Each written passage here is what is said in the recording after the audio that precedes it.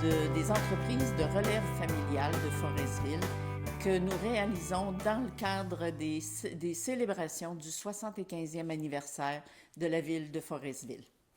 Par cette série d'émissions, nous voulons mettre en évidence le travail acharné de longues décennies probablement, et la passion que des commerçants ont mis à développer leur entreprise, la faire naître et la faire grandir au bénéfice de la population de Forestville et des environs.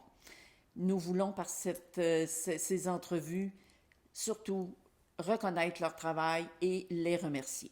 Alors aujourd'hui, nous avons le plaisir d'accueillir la compagnie, l'entreprise de Roger Foster et enfants. Oui. On dit et fils, mais fils et filles. Donc, Roger, Gigi, Dave, bienvenue. Bonjour. Roger, je vais m'adresser à toi dans un premier temps. Les débuts de l'entreprise, c'est avec Papa Odilon. Oui, mon père, il a commencé ici à l'Anglo. Les premières années, c'était en 1942.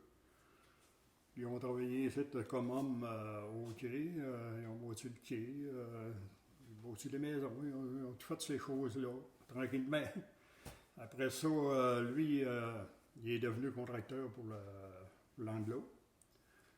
Puis on a eu il était contracteur, il y avait les vidanges, des affaires-là. Puis de fil en aiguille, il y a eu des contrats en forêt. Quand ils ont commencé à bûcher en forêt, il a commencé par bâtir des camps.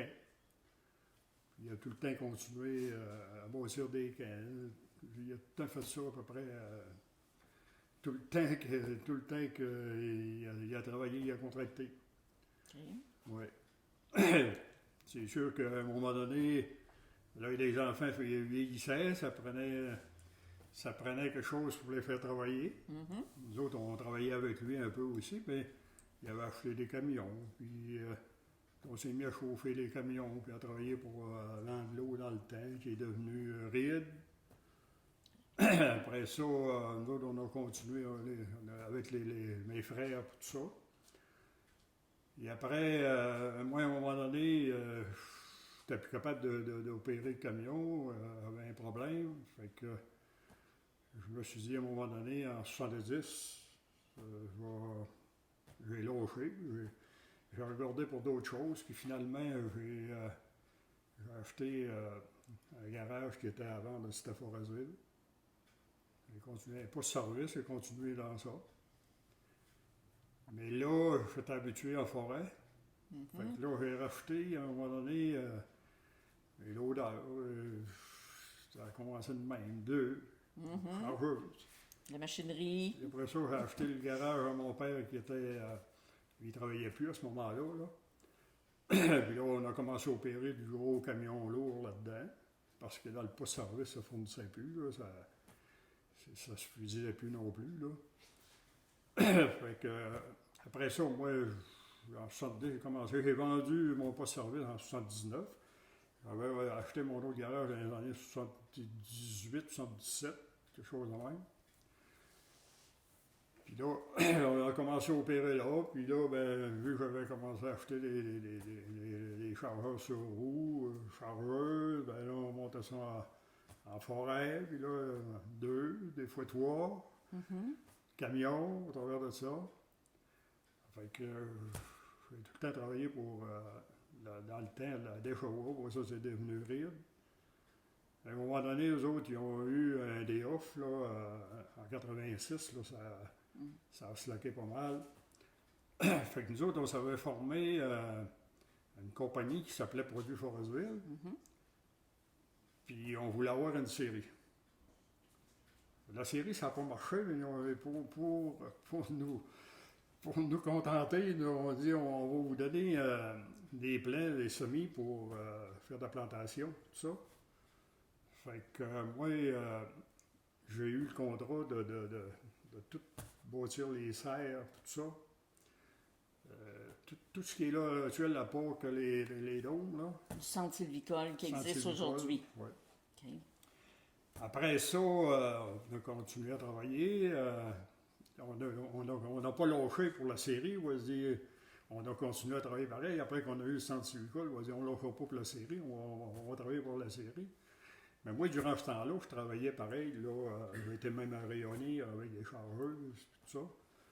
Et je travaillais encore à Deschambault aussi, là. Et j'étais pas si fort que dans les années 90, là. Fait que là-dedans, entre ça, il y a eu la série Labréville qui a commencé. Oui. Puis là, la ride à Deschambault, on avait fait un autre DA pas mal, là. Fait que moi, j'avais commencé. Mais avant ça, j'ai eu un bon contrat de la Deschambault on avait toujours travaillé nous, pour un contracteur qui s'appelait M. Léopold Perron. Là, à un moment donné, il vient de voir et il dit la compagnie veut recommencer le bois à longueur. Parce qu'il l'avait déjà fait et il avait arrêté. Fait que j'ai dit il n'y a pas de problème. Il dit il nous donne un an pour se partir puis rôder ça comme il faut. Puis il dit après ça, il dit il y a des possibilités de grossir tout ça. Fait que ça a très bien été. Puis là, à un moment donné, j'ai eu tout le chargement, puis une partie du transport, le déchargement, l'entretien des routes, puis tout ça là, à Deschambault. Là, quand ils ont fermé, les autres, en 91, quelque chose de même, 90, là, la série Labréville était commencée parce que c'était la coop, Mané Coutard dans le temps. Fait que moi, j'ai transféré là, puis j'ai eu la chance de tout avoir le contrat de transport puis de chargement là, aussi. Là. Fait qu'on a continué, les loaders, puis les graders, puis c'est pas mal toute la même régime que j'avais déjà, excepté les gros camions. OK. Fait que ça a continué de même, puis là, ben, ça a formé aussi. Ben, ça n'a pas formé, mais ça allait pas bien à la coop, à l'écoutable. C'est la coop La Terrière qui a pris le contrôle. Fait qu'entre-temps, Kroger a arrivé. Fait que moi, j'ai recommencé chez Kroger, avec les copeaux ici, en dernier, tout, là. Mais avant ça, j'avais fait le bois, mais en dernier, j'avais tout le contrat des copeaux ici, au quai, le transport, puis le chargement des bateaux, tout ça. Fait que à un moment donné, là, en 2008, là, quand Kroger est parti, quelques années après, je sais bien, là, les enfants ont acheté. Fait que eux autres ont continué à ce moment-là. Moi, je surveille un peu, là, mais... Fait que, dans votre période à vous, dans le fond, vous avez saisi, je dirais, toutes les opportunités des compagnies qui ont développé le bois, les chemins. Vous avez eu à faire... On a eu plusieurs fermetures. Plusieurs fermetures, on relance... chaque fois. Vous avez pris des risques à chaque fois vers les entreprises pour amener une compagnie qui aujourd'hui quand même est florissante. Oui, c'est un autre domaine, là, mais ça fait pareil. Ils ont développé d'autres choses. Puis, alors, vous allez nous entretenir tantôt de ce que c'est devenu cette entreprise-là aujourd'hui. Donc, des années de défis pour passer d'une entreprise à l'autre, pour être toujours présent dans le domaine. Il y a des risques à prendre. Il y a dû aussi y avoir des difficultés, des moments difficiles à travers tout ça. Y a-t-il des étapes que vous pourriez nous relater? On a eu des étapes, des grosses étapes. Je pourrais même vous dire qu'il y a beaucoup de nuits qui étaient courtes. Parce que c'était pas facile. On avait toute la machinerie, tout était là. Tu te vires demain matin, tu n'as plus rien, tu n'as plus de travail. Qu'est-ce que tu fais? Tu t'en vas où? C'est pas facile, les employés à travers de ça. Je crois qu'il fallait une chance qu'on s'est soutenus un et l'autre parce que c'était vraiment pas facile parfois. Ça a pris du courage. Ça a pris du courage, ça a pris de la ténacité, ça a pris... j'y vais, on se posait des questions, es-tu capable d'aller là, n'es-tu pas capable, qu'est-ce qu'on fait? Il faut payer à travers de tout ça. Nous autres, on avait des gros camions, là, quand on était sur le bois longueur, quand ça a fermé. Là. Ces camions-là, il n'y avait pas grand-chose à faire avec ça, il n'y avait pas qu'à changer du bois.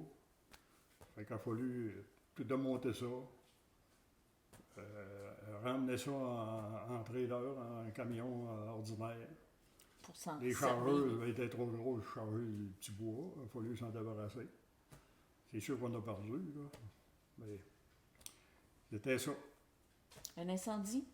Oui, un incendie de garage en 80. Il me semble que c'est 89, là.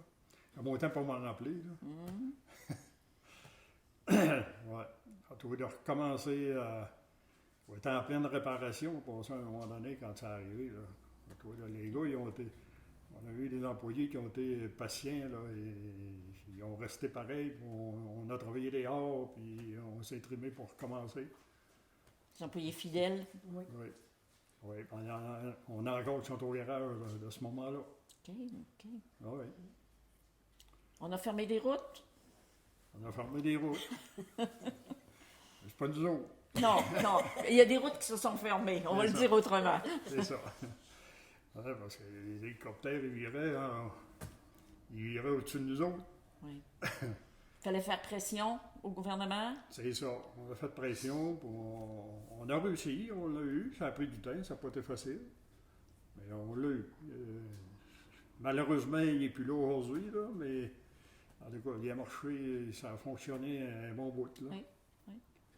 Je ne sais pas si on va venir par là voir un jour, mais c'est pas chanceux. C'est plus ce que c'était là, le domaine Non, forestier. non. Même le poste-service sur le 138, là, Oui. il y a eu beaucoup d'ouvrages dans ce poste-service-là. C'était 7 sur 7. 7 jours sur 7. On a commencé 7 jours les sur 7. premières 5 années, de 7 heures le matin aux heures du soir. Vous-même. Oui. 5 jours par semaine, pas 5 jours, 5 jours par semaine. Je faisais le ménage, je faisais les papiers, tout le kit au complet. En plus, je travaillais à travers de ça. Mais oui. On a travaillé. Ça, c'est sûr et certain. Au cas ça ne fait pas mourir, parce qu'il est encore assez en forme aujourd'hui. Votre plus grande fierté, parce qu'il y a eu des moments difficiles, il y a eu des belles réussites à travers tout ça. Si je vous demandais votre plus grande fierté de votre entreprise. Premièrement, on a eu 3 enfants, très facile.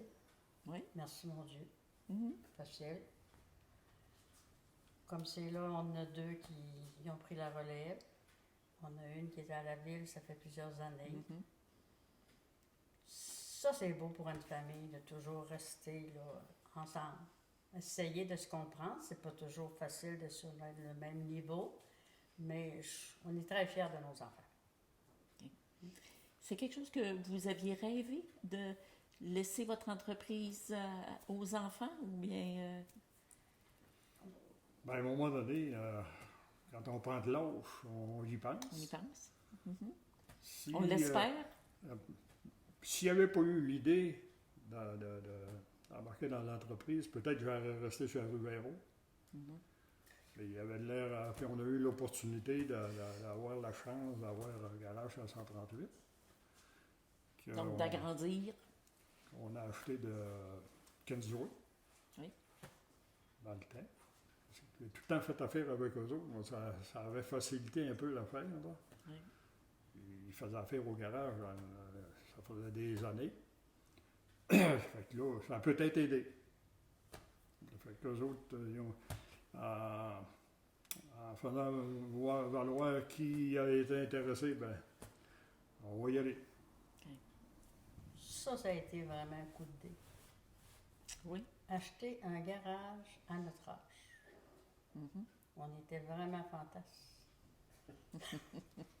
On a quand même laissé les enfants, je leur ai laissé, on s'en parlait souvent, ils ont bien été un 3-4 ans comme il faut à penser s'ils prenaient la relève ou pas, parce qu'on les a vraiment pas forcés dans la relève. On est très fiers d'eux autres quand même. Tu es toujours présent quand même ou pas loin? Un peu. Un peu. Un Un peu. peu. Un peu. Ouais, Être actif, tout simplement. tant qu'à rester à la maison. Oui. Un petit tour au bureau. On fait du petit ménage de temps en temps. OK. Les choses ont changé quand même. Ah oui. Ah. Ah oui. Ah non, le bureau, le paparazzi, ces affaires-là, ça fait Touche une fois que je personne. m'occupe plus de ça. C'est Non. Maryse qui est là-dedans, ça Oui. fait des années. Oui. Maryse, ça fait plusieurs années, là. a sorti de l'école, puis depuis ce temps-là, qu'elle est au garage. Ouais, elle était sur la rue Béraud. Elle a appris avec toi, avec vous. Oui, elle a appris. Quand elle est sortie de l'école, c'est sûr que dans le mécanique, puis dans ce domaine-là, c'est pas pareil comme une comptabilité je sais pas, moi, autre chose, là, mais il a fallu. On avait la firme Samson Belair dans ce temps-là, puis c'est eux autres qui l'ont tout monté. D'accord. Au lieu d'aller à l'université, ça s'est passé au garage. Oui, c'est l'université directe de la vie, effectivement. Puis Dave a quand même été travailler très de bonne heure au garage. Maman elle levait de bonne heure le matin, puis alors, il se reposait un peu l'après-midi. D'accord. Il allait voir ce qui se Elle faisait passait. du ménage. Elle est balayer. OK. Le balayer. D'accord. On va faire une pause, puis effectivement, on va aller voir Dave qui va nous expliquer, lui, aujourd'hui, cette entreprise. Qu'est-ce qu'elle est aujourd'hui, c'est quoi ses défis et c'est quoi sa vision d'avenir dans quelques minutes. Alors, la relève de l'entreprise, elle est chez les enfants, donc Maryse qui est davantage à l'administration, Dave dans la suite des affaires. Cette entreprise-là, aujourd'hui, elle représente quoi comme défi pour les enfants, pour vous autres? Ben, la première des choses, il y a des choses qu'il n'y avait pas dans le temps, c'est la compétition. Il y a beaucoup de compétition au niveau du domaine qu'on est. Mais le plus gros défi, c'est la main-d'œuvre, c'est sûr. C'est de la garder. C'est pas facile. C'est de travailler avec cette main-d'œuvre-là, justement, essayer de la garder, à lui demander ce qu'ils ont besoin, à toujours intervenir. Et puis, c'est la rareté. Il n'y en a pas. Surtout dans notre domaine. Je pense que c'est général un peu à n'importe quel autre métier. Là. Mais c'est d'avoir des employés qualifiés. Présentement, c'est très difficile. Ce qu'il faut qu'on fasse, c'est essayer de les prendre à la base, puis de les monter à l'interne. Mais là, l'autre gros défi, c'est est-ce qu'ils vont rester? Ça, c'est une autre chose. Tu peux investir en formation, mais tu n'es jamais certain. Bien, ça fait plusieurs années qu'on le fait déjà. On travaille beaucoup avec Emploi Québec, puis là-dessus, mais je te dirais que le succès de réussite n'est pas énorme. Là. Qui va rester? Là? Ouais. Fait que souvent, on les forme, ils sont qualifiés, sont prêts à travailler, sont autonomes. Et puis là, ben, ils partent pour meilleur ou pour n'importe quelle autre condition, là, mais c'est très, très dur de garder. Fait que là, le défi, c'est ça. C'est qu'on travaille fort à essayer de garder notre main-d'œuvre, pas juste au niveau salarial, mais au niveau loisir, au niveau aussi tout ce qui est famille, c'est essayer les horaires de travail, toutes ces choses-là. Là. OK. Faciliter la vie. C'est ça, exactement, à ce niveau-là. Tantôt, Roger disait il y a des travailleurs qui étaient là à son époque qui sont encore là aujourd'hui.